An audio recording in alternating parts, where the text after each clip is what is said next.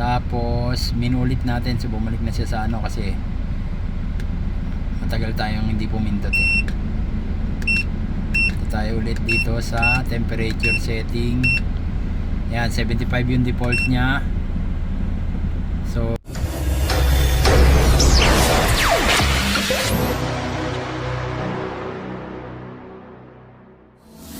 guys, may nabili pala tayong TPMS car pressure monitoring system. So ilalagay natin ito dito sa ating sasakyan.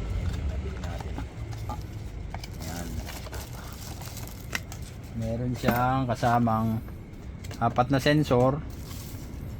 Tapos ito yung monitor nya. So naka solar panel na rin yung monitor nya. Tapos meron siyang manual, then yung charger. Tapos ito yung mga pambukas dun sa ano, panghapit. Para dito yan oh. Yan sa nut. Yan, pinaka-lock niya. Lalak natin to dito sa gulong. Yan. Okay, kakabit natin siya dun sa ating gulong.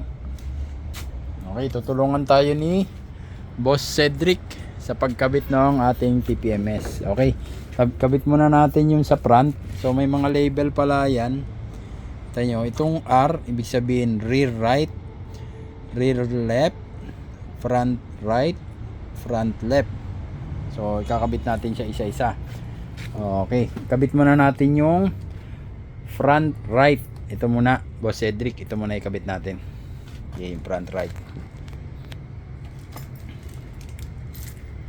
Yan, kunin mo yung ating spanner at saka yung ating lock.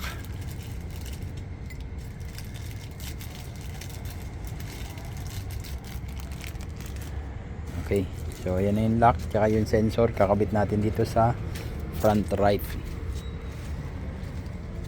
Ito sa front right ng ating gulong.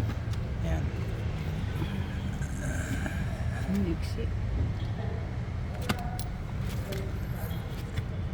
Okay, lalagay muna natin yung lock na nut.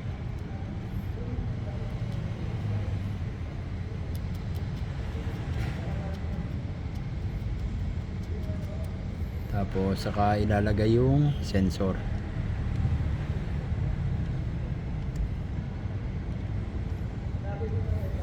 Guys, di marunong pasok eh. Ayaw pumasok. Hindi na marunong magpapasok guys. Nako guys, hindi na raw siya marunong magpapasok. Makatabingi naman.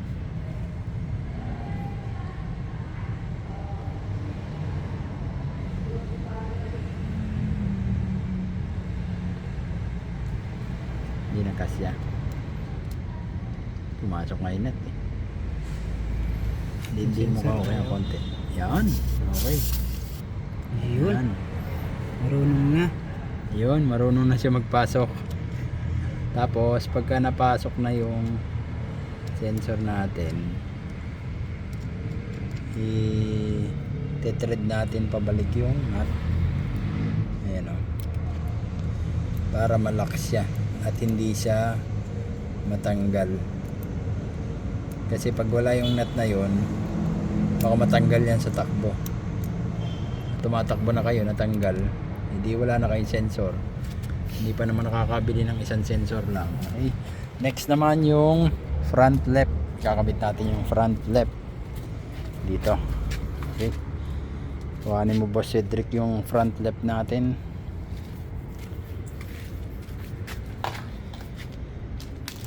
Front left. Ayan. So front left naman tayo. Kabit.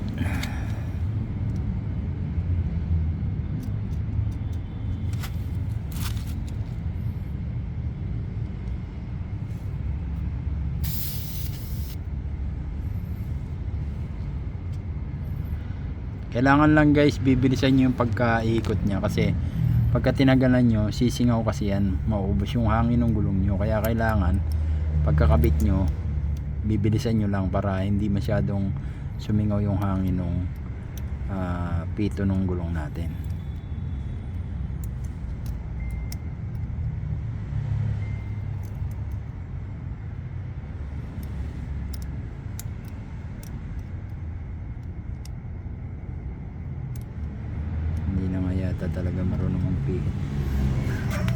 Okay, so rear left naman yung susunod natin. Rear left. Rear left. Okay. So yung rear left ang susunod natin. Okay. Gawin natin to para malagyan natin yung rear left.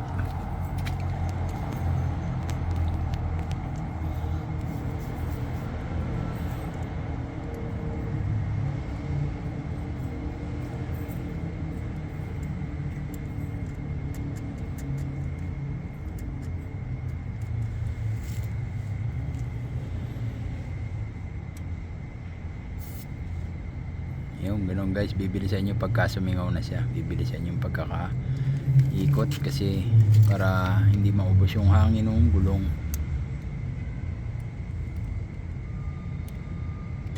Tapos lalak natin gamit yung spanner. Okay. Tapos rear right naman tayo. Sa rear right, last na yung rear right. Ay, sa rear, tapos sa right. Yan. Okay, so last na, pang-apat na gulong.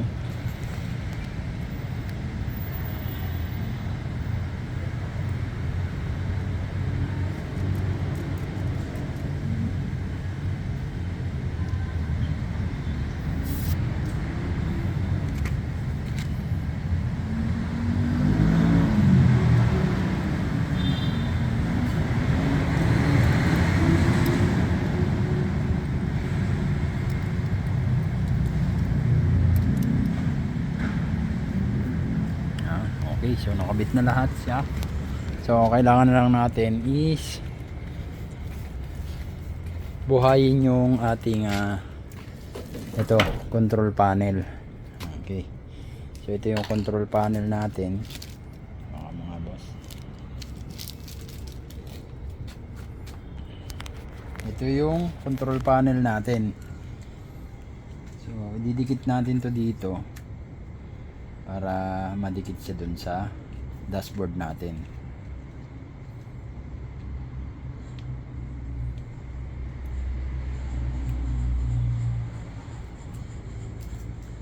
Yan, dikit natin dito. Yan. Tapos ito didikit natin dun sa dashboard natin.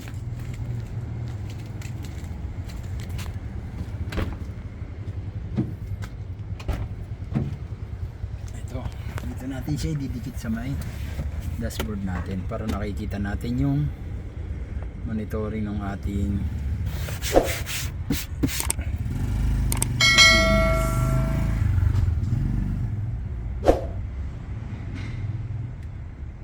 so naka double adhesive lang naman siya.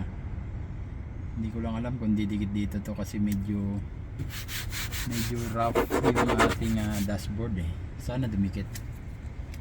Yan. Ganyan lang siya.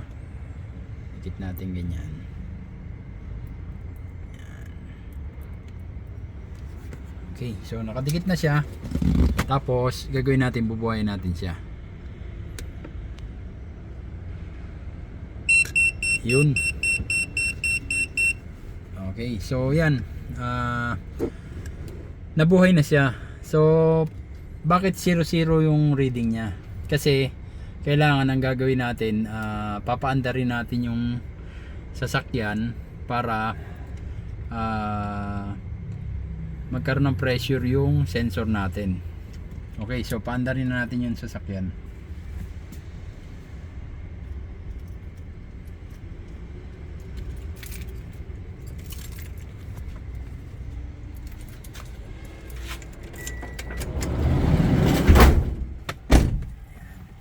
Napansin nyo meron ng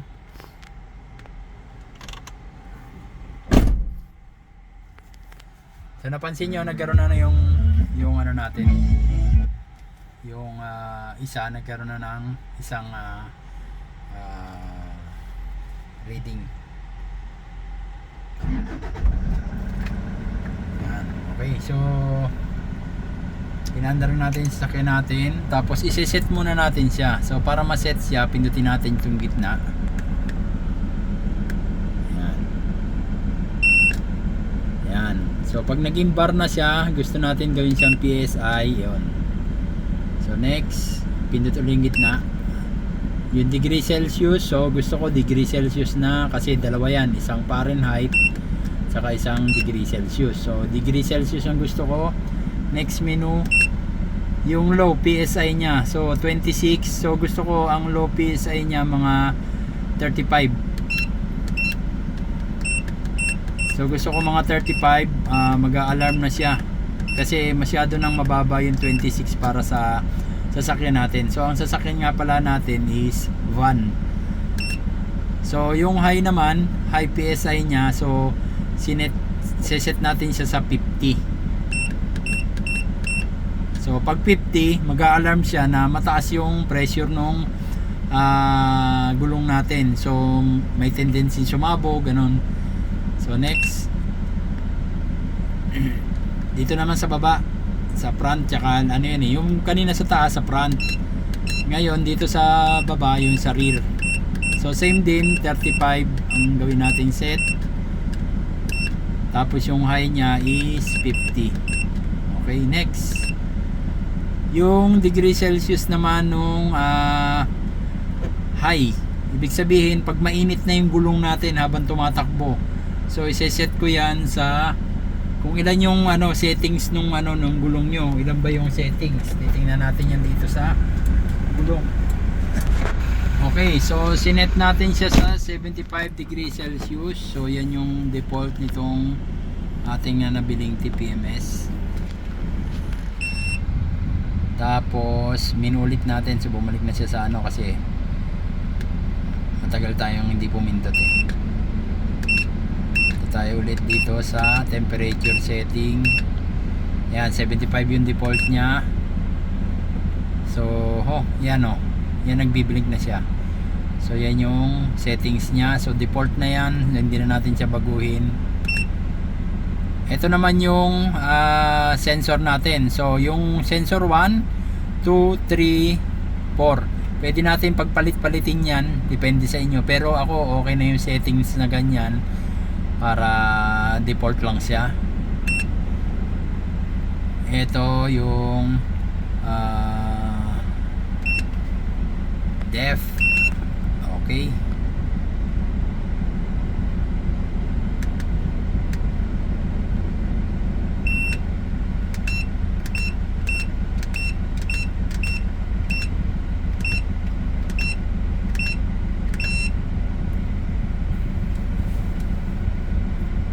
Okay, so yan na yung settings nung ating pressure nung gulong natin.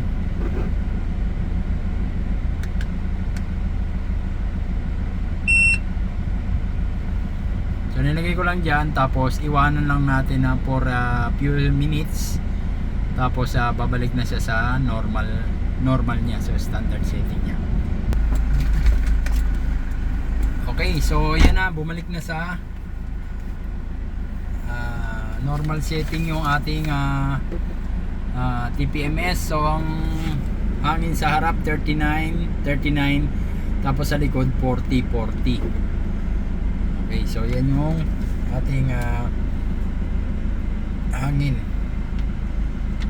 So hindi ko na babaguhin yung settings niyan kasi sinet na natin siya sa yung low at saka yung high niya. So hayaan na natin ganyan siya. So mag-aalarm naman yan kung halimbawa bumaba yung pressure nito sa taas. Ibig sabihin yun sa front, halimbawa nagkaroon ng singaw yung yung front nyo. So bababa yung pressure niyan. Pag bumaba yan ng 35, so mag-aalarm na yan kasi 35 yung sinet ko na low. So pagka naman sumobra yung hangin nyo, naging lumampas ng 50, mag-a-alarm din niya, ibig sabihin sobra yung hangin nyo. So yan yung TPMS na binili natin. Description kung saan natin binili yung TPMS. Kung gusto nyo bumili, lalagay ko na lang sa description box yung link. Tapos maraming salamat sa ating partner na si Boss Cedric na tinulungan tayong magkabit ng TPMS natin, mag-install dito sa ating van. Okay, thank you for watching. See you next vlog. Bye-bye. So bago magtapos ang ating video for today, meron pa nga lang mga nagpapa-shoutout ng ating mga subscribers. Si Sir Aljon Cerillano, si Jonathan Anthony, at saka si Sir Albert Tagubaras. Hope na nagustuhan nyo yung ating video for today. See you next vlog. Bye-bye.